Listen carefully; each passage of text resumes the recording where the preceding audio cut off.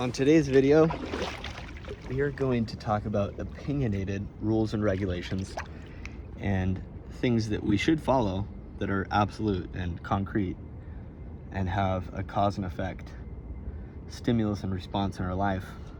So as you can see, this jacuzzi tub that I'm sitting in, it's nice and clean.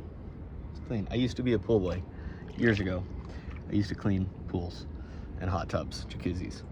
And this sign right here says the spa is closed.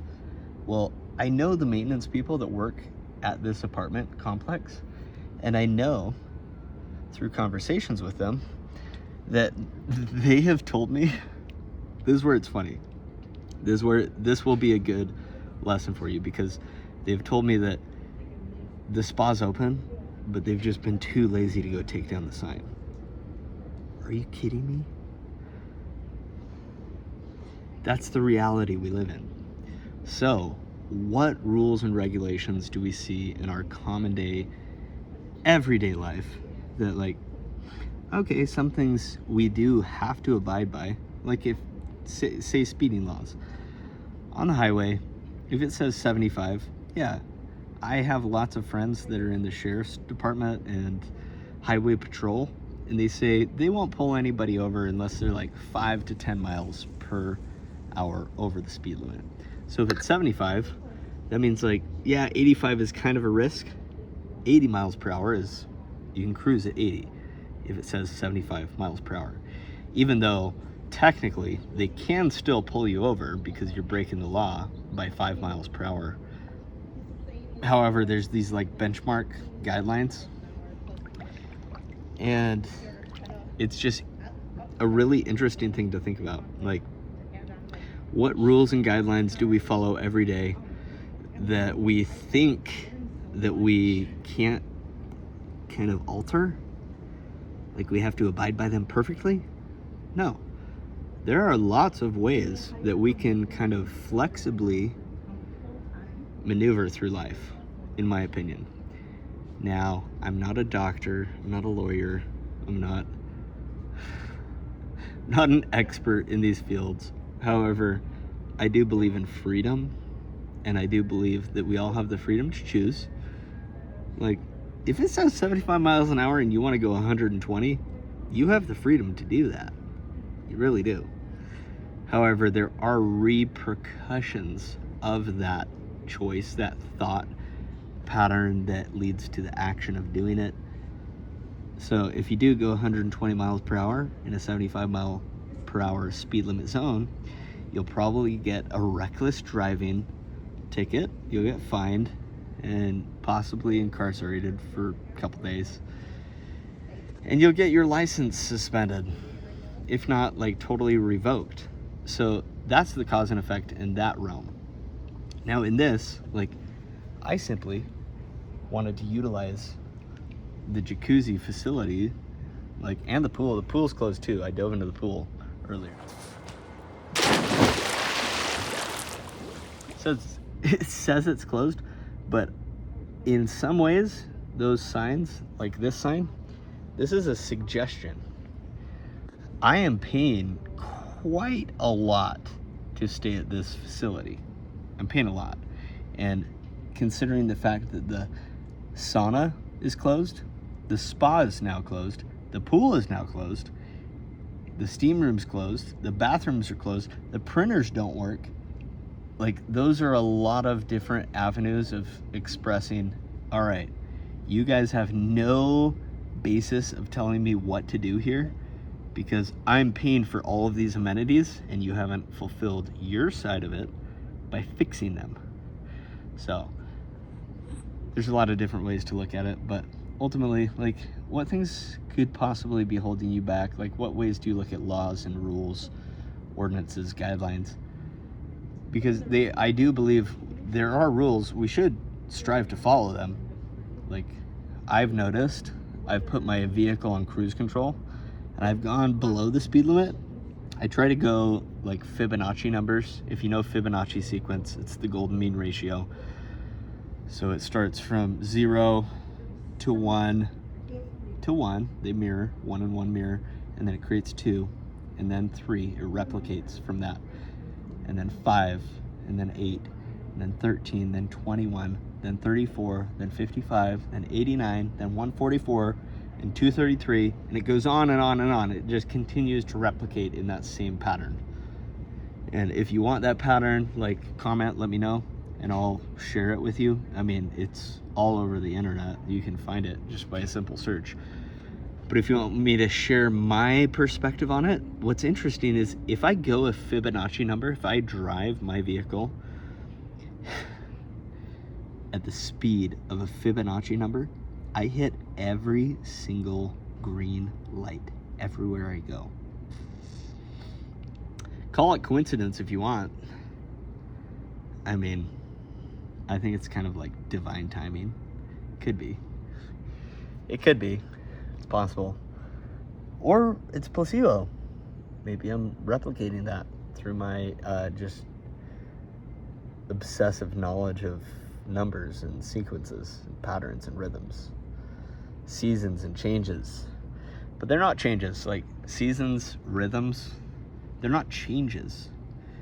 They're immutable truths. So I guess I kind of wanted to hit on this because like this spa, it literally says it's closed. And I thought that was ridiculous.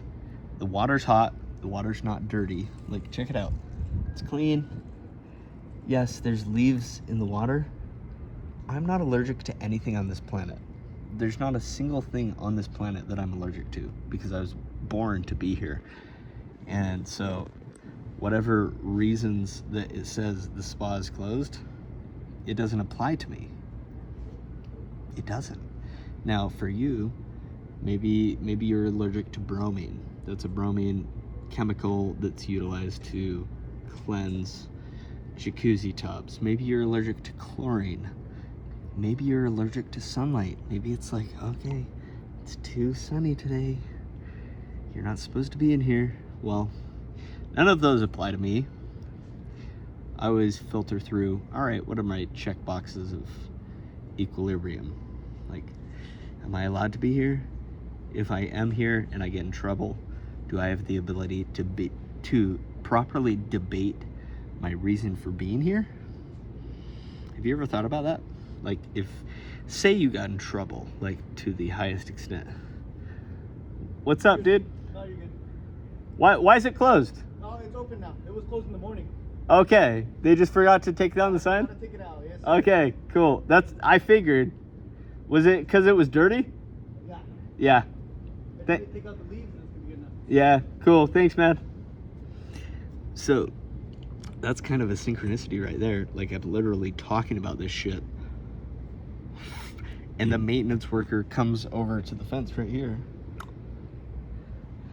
And he's looking at me kind of weird because, like, the sign's still up, but I'm sitting in the hot tub. But you got to call people out. You got to ask them, like, why? Why is this the way it is? And if they don't have an answer for you, they don't have an answer for you.